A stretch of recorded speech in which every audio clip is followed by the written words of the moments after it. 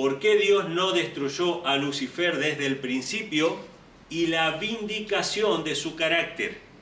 ¿Y por qué algo que él, si él hubiera hecho en un momento, hubiese sido mal comprendido, pero que cuando es hecho en otro momento es comprendido, es aceptado, vindica el carácter de Dios?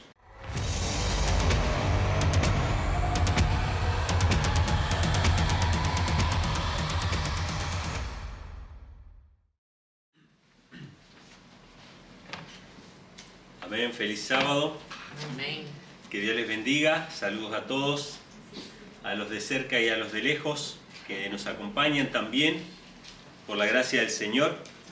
Y el tema que quiero compartir esta mañana, yo le puse un título, que obviamente no lo inventé yo, pero tiene que ver con el carácter de Dios. Y en particular con el carácter de Dios vindicado. La vindicación del carácter de Dios. ¿Por qué tiene que haber una vindicación del carácter de Dios? Porque Dios es el que está siendo juzgado en esta hora. No solamente desde ahora, desde que el ser humano cayó. Incluso desde que Satanás se rebeló en el cielo.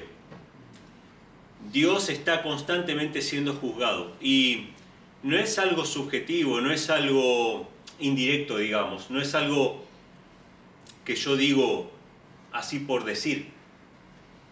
Los seres humanos constantemente juzgamos a Dios, lo cuestionamos, tanto nosotros como cristianos en nuestros momentos de flaqueza, de debilidad, de falta de fe, como el mundo en general. Constantemente hay una guerra contra Dios.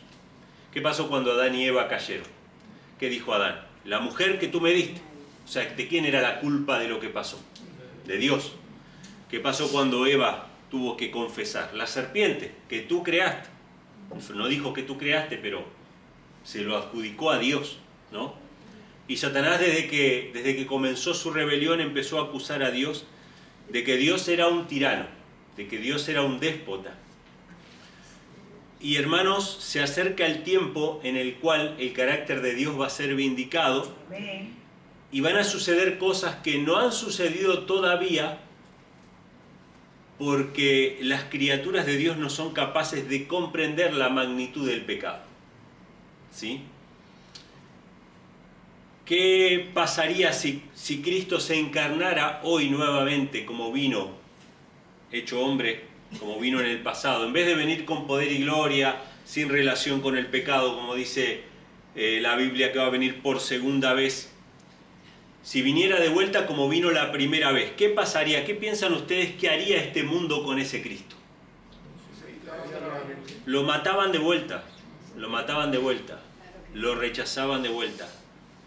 No, Dios tiene contienda con las naciones, Dios tiene un pleito con las naciones y el tiempo se está acabando y mucha gente todavía que rechaza la palabra de Dios, que rechaza la revelación que ha hecho Dios de sí mismo a través de Cristo y a través de su palabra, van a enfrentarse tarde o temprano cara a cara con ese Dios al que rechazar. ¿Sí? No pude ver, porque no pude ver noticias, pero me mostraba a mi esposa lo que había pasado en la inauguración de los Juegos Olímpicos, ahora en estos días, que fue en Francia. Ustedes saben que Francia es la nación del ateísmo, ¿verdad? Es la nación que oficialmente se declaró una nación atea contra Dios después de la Revolución Francesa. Y me mostraba una foto que en la inauguración fue, digamos, una especie de marcha del orgullo gay, donde todos, una serie de personajes ahí disfrazados, que eran personas pro LGTB, digamos, emulaban la última cena, como si fuera la última cena. Entonces, el mundo odia a Dios y odia su palabra. No quieren saber nada con la justicia de Dios y con su misericordia. Y entonces uno se pregunta, y es legítima la pregunta, ¿cuánto tiempo Dios va a callar? ¿Cuánto tiempo Dios va a permanecer en silencio? Y yo quisiera que arranquemos con un texto de la palabra, hermanos, que revela claramente cuál es el carácter de Dios. Está en Éxodo capítulo 33, Éxodo capítulo 34, versículo 6, cuando Dios se revela a Moisés. ¿Se acuerdan? Que Moisés le pide a Dios que le deje ver su gloria. Entonces Dios se revela a Moisés y le manifiesta su carácter. ¿Cuál es el carácter de Dios? Si tuviéramos que definirlo en poquitas palabras, ¿cuál sería el carácter de Dios? Amor y justicia. Amor y justicia, muy bien. Amor también, solamente la palabra amor. Pero dentro de la palabra amor conviven dos características que Satanás cree que son opuestas. Satanás siempre creyó que eran opuestas, pero en realidad son complementarias. Justicia y misericordia. Justicia y misericordia es el asiento de su trono, pero para Satanás eso no es así. En la mente del que no tiene el Espíritu de Dios, o Dios es justo, o Dios es misericordioso, pero no puede ser las dos cosas a la vez. ¿Cómo demostró Dios que podía hacer las dos cosas a la vez? Justo al demandar una paga por el pecado, y misericordioso al permitirle al ser humano obtener otra oportunidad. ¿Dónde demostró eso Dios? En la cruz del Calvario. Exactamente. O sea, las dos características de Dios se hacen manifiestas en la cruz del Calvario. Dios es justo porque la paga del pecado es la muerte. Hay un pecado, tiene que pagar a alguien. Cristo pagó y por misericordia permite al ser humano estar con Dios nuevamente, ¿no? Pero vamos a leer el texto que lo define muy claramente. Dice: pasando Jehová por delante de él, proclamó: Jehová, Jehová, esto es Éxodo 34, 6. Jehová, Jehová, fuerte, misericordioso y piadoso, tardo para la ira y grande en benignidad y verdad, que guarda la misericordia en millares, que perdona la iniquidad, la rebelión y el pecado, y que de ningún modo dará por inocente al culpable, que visita la iniquidad de los padres sobre los hijos de los hijos, hasta la tercera y cuarta generación. Vamos a ponerlo en palabras sencillas y directas. ¿Qué es lo que está diciendo Dios? Yo soy misericordioso, yo soy piadoso, yo tengo paciencia, yo no me enojo fácilmente, yo perdono el pecado. Es más, hay pasajes en la Biblia que dice: me gozo en hacer misericordia. O sea, Dios se goza en hacer misericordia. O sea que si alguien peca, por más pecador que haya sido, si esa persona se arrepiente y va de todo corazón a Dios, Dios dice: el que a mí viene, yo no le echo fuera. Pero dice algo más ahí: pero de ninguna manera dará por inocente al malvado. ¿Qué significa eso? Que si alguien no se arrepiente y no va de corazón a Dios, no va a ser salvo. No lo va a dar por inocente. Justicia y misericordia. Esa es la característica de Dios. O sea, para cualquier persona que quiera acceder a la misericordia de Dios, esa misericordia está disponible. Pero aquellos que no deseen acceder a esa misericordia, Dios es justo. Dios es justo. Y esa justicia es inexorable.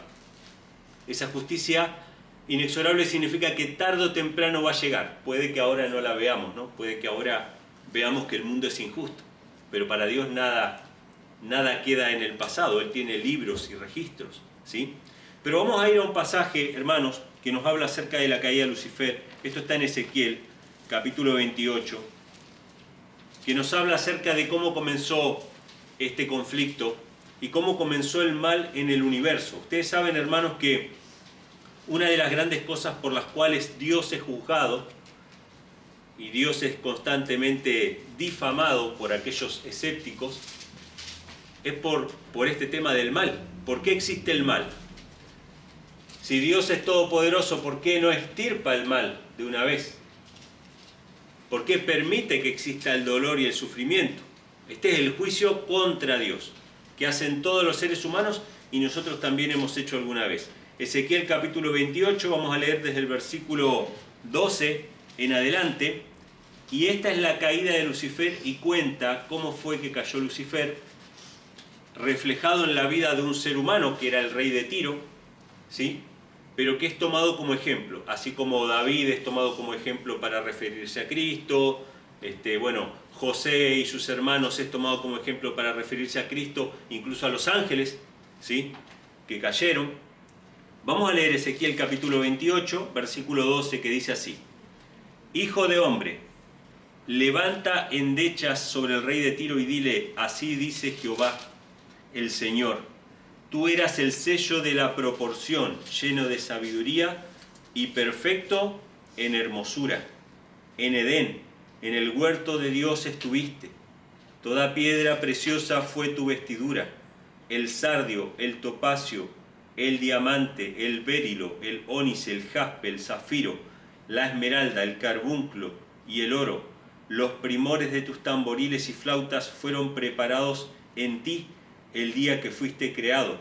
Tú, querubín ungido protector, yo te puse así en el santo monte de Dios estuviste, en medio de piedras de fuego has andado.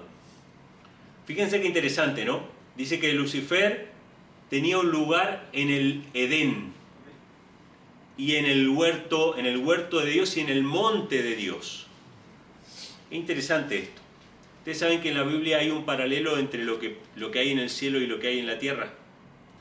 Muchas de las cosas que habían en la tierra en realidad ya existían en el cielo. Por ejemplo, la carta a los hebreos nos dice que nosotros nos acercamos al monte de Sión celestial.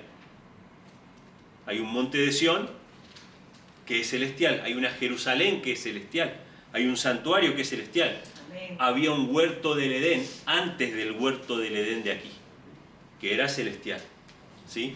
Entonces, Lucifer estaba ahí y estaba vestido con piedras preciosas, menciona acá. Que es algo muy interesante porque después la Santa Ciudad tiene muchas de estas piedras preciosas que se mencionan. Dice el versículo 15, perfecto eras en todos tus caminos, desde el día en que fuiste creado hasta que se halló en ti maldad. ¿Qué está diciendo Dios en esta palabra? Que Dios no es responsable por lo que hizo Lucifer. ¿Cómo lo creó Dios a Lucifer? Perfecto. Perfecto. Era perfecto en todos sus caminos. No solamente que era perfecto, era el más bello, el más hermoso de todos los ángeles del cielo. O sea que no había motivo ni razón para que él envidiara nada a nadie. Y eso muestra que la envidia no tiene justificación. Porque hay gente que dice, no, pasa que yo envidio, o yo robo, o yo codicio, lo que fuera, porque yo fui desfavorecido. Pero fíjense, Lucifer fue muy favorecido y aún así envidió. O sea que no hay un justificativo para el pecado. Y acá dice que él era perfecto, y dice en el versículo 16, a causa de la multitud de tus contrataciones fuiste lleno de iniquidad y pecaste, por lo cual yo te echaré por profano del monte de Dios y te destruiré, oh querubín protector, de entre las piedras de fuego. Acá menciona que él era muy consultado. Su corazón se llenó de orgullo, de iniquidad. Por tanto, Dios hace una promesa. Dios dice que va a hacer ¿qué cosa? Lo va a destruir. ¿Qué palabra utiliza ahí? Destrucción. Dice, te destruiré, oh querubín protector, de entre las piedras de fuego. Se enalteció tu corazón a causa de tu hermosura, corrompiste tu sabiduría a causa de tu esplendor. Yo te arrojaré por tierra delante de los reyes, te pondré para que miren en ti. Con la multitud de tus maldades y con la iniquidad de tus contrataciones profanaste tu santuario. Yo pues sacaré fuego de en medio de ti, el cual te consumirá, y te pondré en ceniza sobre la tierra a los ojos de todos los que te miran. ¿Quién dice que va a hacer esto? Dios lo dice. Dice, yo te destruiré, y después dice, yo sacaré fuego de adentro de ti, y lo va a convertir, dice, en cenizas, y lo va a convertir en ejemplo, dice, para que lo miren. ¿Quiénes lo van a mirar? Evidentemente los redimidos. Porque el último de los impíos en ser destruido, ¿quién va a ser? Va a ser el mismo Lucifer. O sea que no va a ser el primero en ser destruido, sino que va a ser el último. Los reyes que van a mirar en él van a ser los que hayan sido salvos.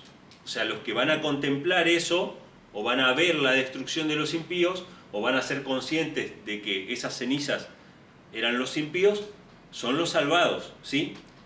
Y entonces termina el versículo 19, dice, todos los que te conocieron de entre los pueblos se maravillarán sobre ti, espanto serás, y para siempre dejarás de ser. Otras versiones dice, dejarás de existir. Entonces, yo te destruiré, sacaré fuego de dentro de ti, te convertiré en ceniza y para siempre dejarás de ser. Ahora viene el cuestionamiento a Dios. El cuestionamiento que nosotros podríamos hacer inclusive a Dios. ¿Por qué no lo hizo desde el principio? ¿Por qué Dios no dejó ver su gloria delante de Lucifer como fuego consumidor, como pasó en otras ocasiones, donde los impíos que estaban en la presencia de Dios eran destruidos? ¿Por qué tanto tiempo? ¿Por qué tanto dolor? ¿Por qué tanto sufrimiento? ¿Por qué tantas generaciones esclavizadas por el pecado? ¿Por qué Dios no lo hizo desde un principio? Esa es la pregunta, esa es la gran pregunta, y es por lo cual tiene que ser vindicado el carácter de Dios al final. Vamos a ver cuándo van a ser destruidos los impíos. Esto está en Malaquías, capítulo 4. Malaquías, capítulo 4. Habla también acerca de eso. Versículo 1. Vamos a leer hasta el versículo 3.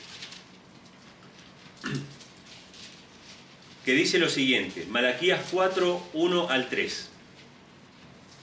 Porque he aquí que viene el día ardiente como un horno, y todos los soberbios, todos los que hacen maldad, serán estopa.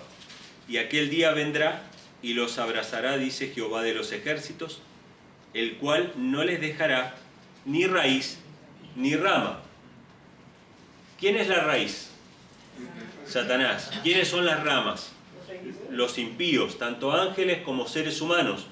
Ahora, evidentemente, esta es una revelación de que Satanás va a ser el último en ser destruido, porque la raíz del árbol es la parte más gruesa.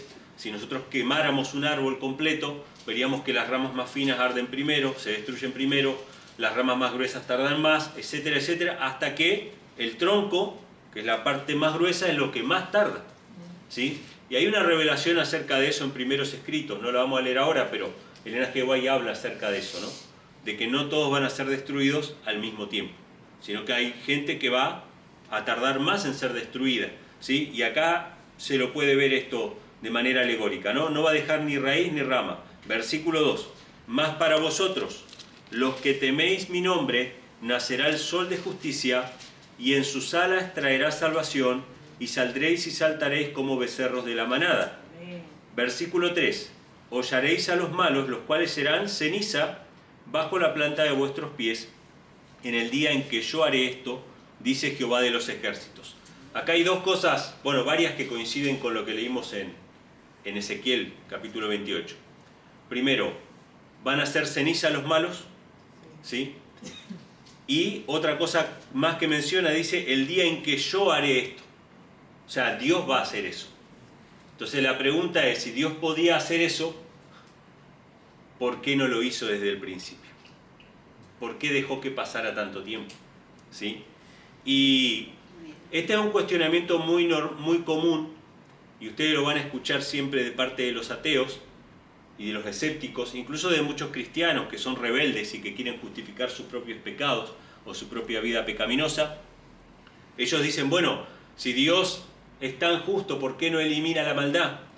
Y después cuando leen un relato donde Dios manda a destruir un pueblo completo, dicen, ¿por qué Dios es tan cruel que mandó eliminar a ese pueblo completo?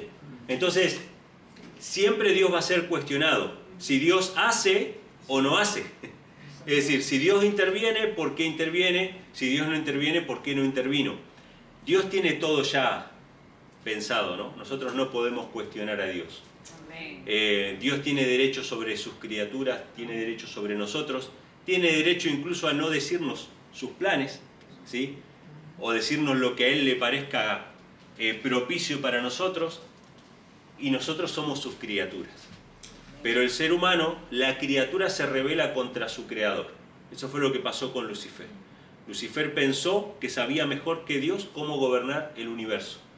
El ser humano cree que sabe mejor que Dios cómo gobernar el mundo, y vemos cómo está el mundo, y vemos cuáles son los resultados. Se ha abandonado la ley de Dios, se ha abandonado el plan original de Dios de la familia, vemos cada vez más familias destruidas, ¿sí? Más delincuencia, más criminalidad. Todo eso es resultado de esa rebelión. Ahora, Hay una promesa que está en el libro de Nahum, vamos a buscarlo. Nahum capítulo 1, hay varias cosas que se mencionan ahí, pero vamos a leer solamente un par de versículos. Nahum capítulo 1, versículo 9 y 10. Y ahí menciona algo muy interesante, hermanos, que me gustaría que ustedes lo guarden en su corazón. ¿Por qué Dios no eliminó a Satanás desde el principio? Hay gente que dice, Dios no lo eliminó porque Dios no es su naturaleza eliminar nada. ¿No? O sea, Dios no lo eliminó simplemente porque va a dejar que Él se autoelimine. Que sabemos que eso no va a pasar. ¿Sí? Pero vamos a leer Nahum capítulo 1, versículo 9. ¿Qué tramáis contra Jehová? Él hará consumación.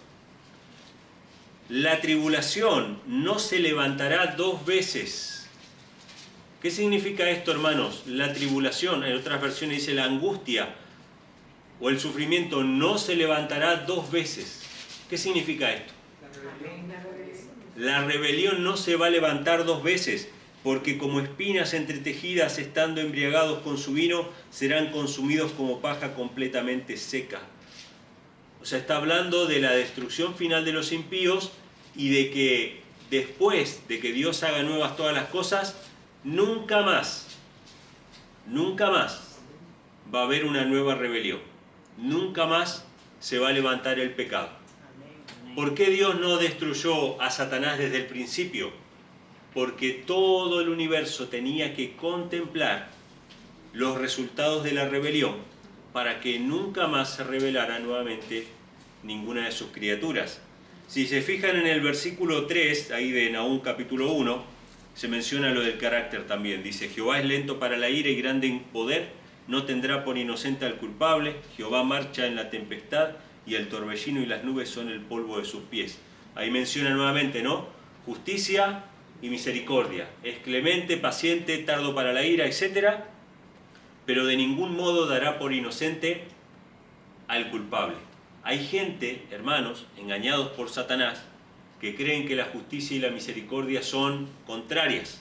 Entonces ellos deciden, hay gente que es muy farisea, ¿no? Y dice, bueno, Dios es justicia solamente y no es misericordia. Entonces andan condenando a todos los demás que no andan conforme a lo que ellos creen. Entonces para ellos Dios es solamente justo. Dios es solamente justo. Entonces siempre se marcan los errores. Nunca hay misericordia, nunca hay compasión con el que está aprendiendo, nunca hay comprensión con el que le cuesta aprender o el que tiene sus debilidades, nunca hay una palabra de ánimo porque todo es justicia. Pero hay hermanos que se han extraviado para el otro lado, que dicen, bueno, Dios es misericordia y solamente misericordia. Y ellos creen que todo el mundo va a ser salvo y que aún Satanás va a ser salvo. Aunque la Biblia diga que para siempre va a dejar de existir, que Dios lo va a convertir en ceniza. Entonces, ¿qué pasa con esas personas? Para esas personas todo está bien, porque al final cualquier religión te va a llevar a la vida eterna y sabemos que eso no es así. Entonces, voy a compartir unas citas del Espíritu de Profecía que me gustaría que ustedes puedan leer. Todas estas citas, antes que la pongas, todas estas citas son del libro El conflicto de los siglos de un solo capítulo, que es el capítulo 30. Y el capítulo 30 del conflicto de los siglos habla justamente acerca del cuestionamiento, la caída de Lucifer, por qué Dios no destruyó a Lucifer desde el principio y la vindicación de su carácter. Y por qué algo que él, si él hubiera hecho en un momento, hubiese sido mal comprendido, pero que cuando es hecho en otro momento, es comprendido, es aceptado, vindica el carácter de Dios. Hay una parte en el libro de Apocalipsis donde se menciona, ¿no?, que caen las plagas sobre la tierra y los ángeles de Dios dicen que eso que está sucediendo es justo y es verdadero y que Dios tiene derecho a hacer eso, ¿sí? Porque ellos habían rechazado la misericordia, entonces ellos derramaron sangre, tú le diste a beber sangre. Bueno, y se vindica el carácter de Dios, porque cuando Dios interviene, Él cuida de que todas sus criaturas puedan ver por qué intervino, ¿sí? ¿Por qué intervino? Para que quede todo claro, ¿sí? Entonces vamos a la primera cita. Son en realidad dos citas una del principio del capítulo 30 y otra del final, pero yo la tuve que dividir porque eran un poquito largas, ¿sí? Dice, Conflicto de los siglos 489:1.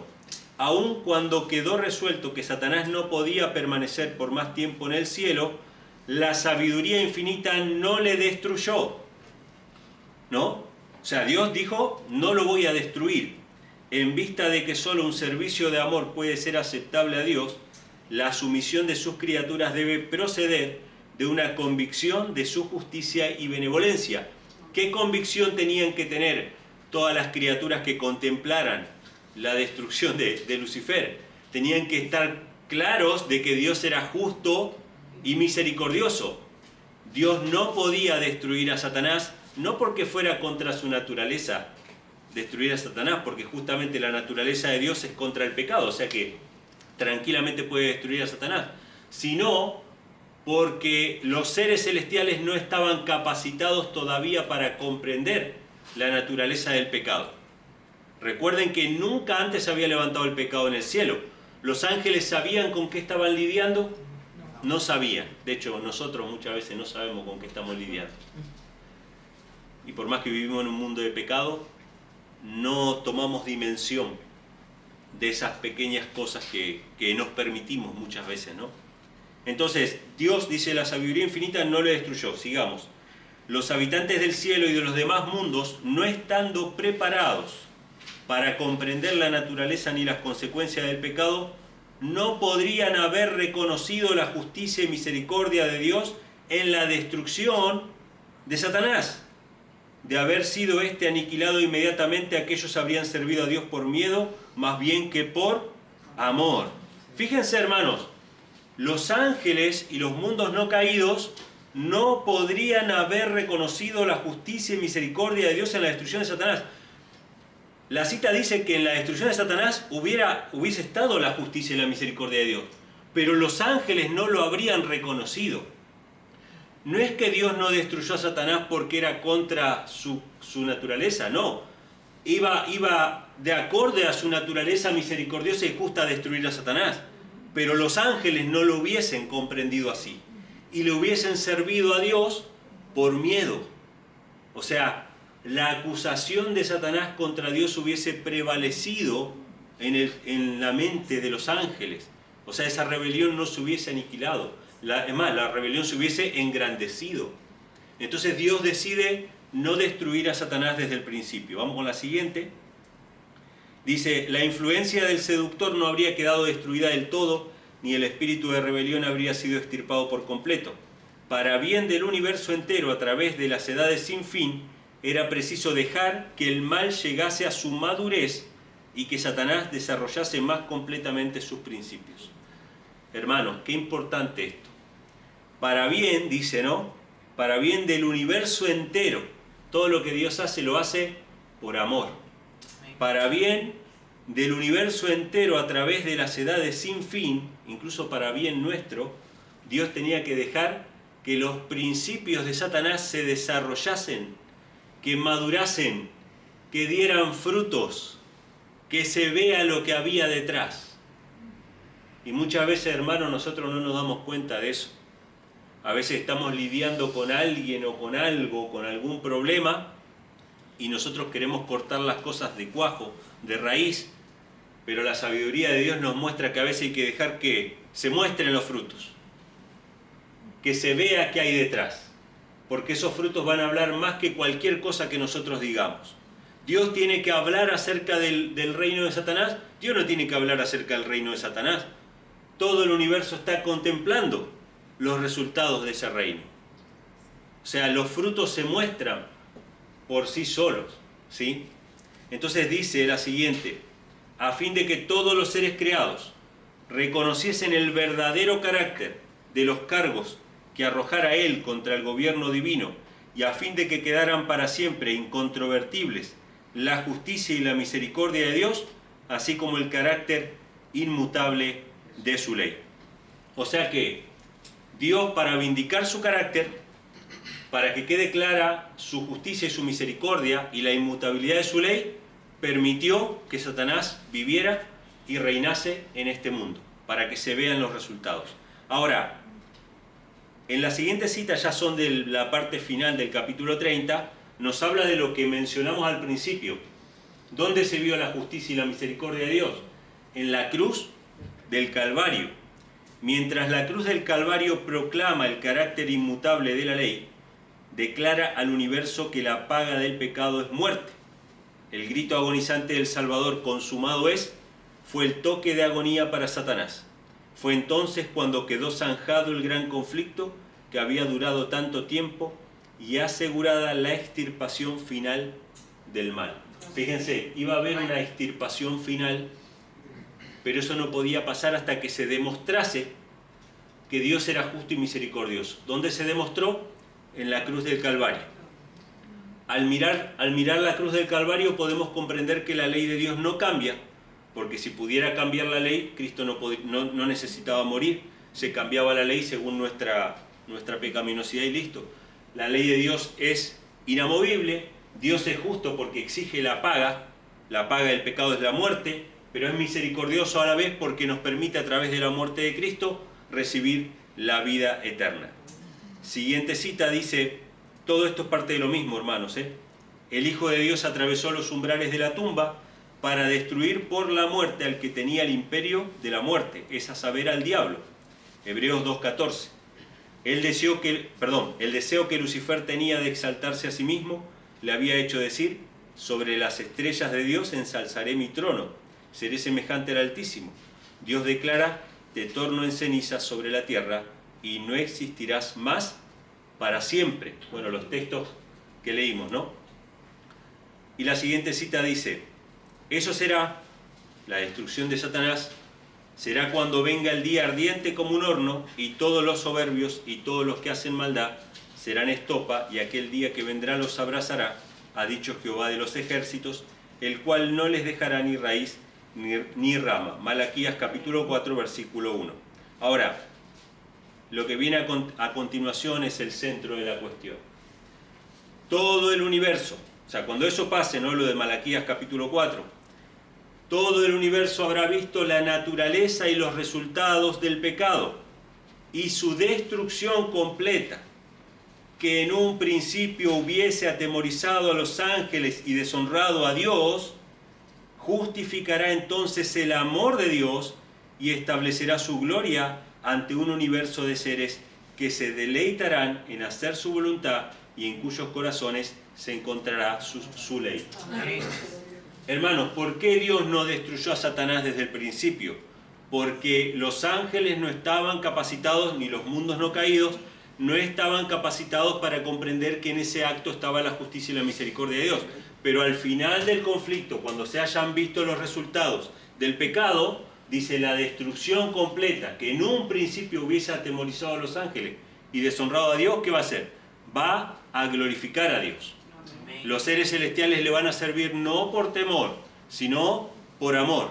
El acto de la destrucción de Satanás va a glorificar el nombre de Dios, va a vindicar su carácter. Nadie se va a atrever a cuestionar de que es un acto tiránico, ni aún Satanás mismo, porque después ustedes pueden leer el resto del capítulo 30 del conflicto de los siglos y dice que el mismo Satanás reconoce que su destrucción es un acto justo de parte de Dios. Entonces va a ser vindicado el carácter de Dios. Dice la cita final, nunca más se manifestará el mal. La palabra de Dios dice, no se levantará la aflicción por segunda vez. La ley de Dios que Satanás vituperó como yugo de servidumbre será honrada como ley de libertad. Después de haber pasado por tal prueba y experiencia, la creación no se desviará jamás de la sumisión a aquel que se dio a conocer en sus obras como Dios de amor insondable y sabiduría infinita. Entonces, hermanos, el conflicto que comenzó una vez en el cielo, que ya lleva 6.000 años, ¿sí?, y que todavía no termina, y nosotros nos preguntamos por qué Dios no interviene, por qué Dios no destruyó a Satanás desde el principio. Cuando Dios destruye a Satanás, a los malos, destruye a la maldad, restaure esta tierra, restaure nuestros cuerpos que están corrompidos por el mismo pecado, ¿no? Nos dé cuerpos nuevos, una tierra nueva, un cielo nuevo. Cuando todo eso suceda, hermanos, no va a haber lugar para la duda. Dios quería que todos vean, Dios quería que todos sepan que lo que Él va a hacer es conforme a la justicia y conforme a la misericordia. Nunca más va a haber sombra de dudas sobre si el gobierno de Dios es justo, si Dios es benévolo o no es benévolo. Todo eso va a quedar zanjado porque el carácter de Dios va a ser vindicado para siempre. Que Dios les bendiga. Amén.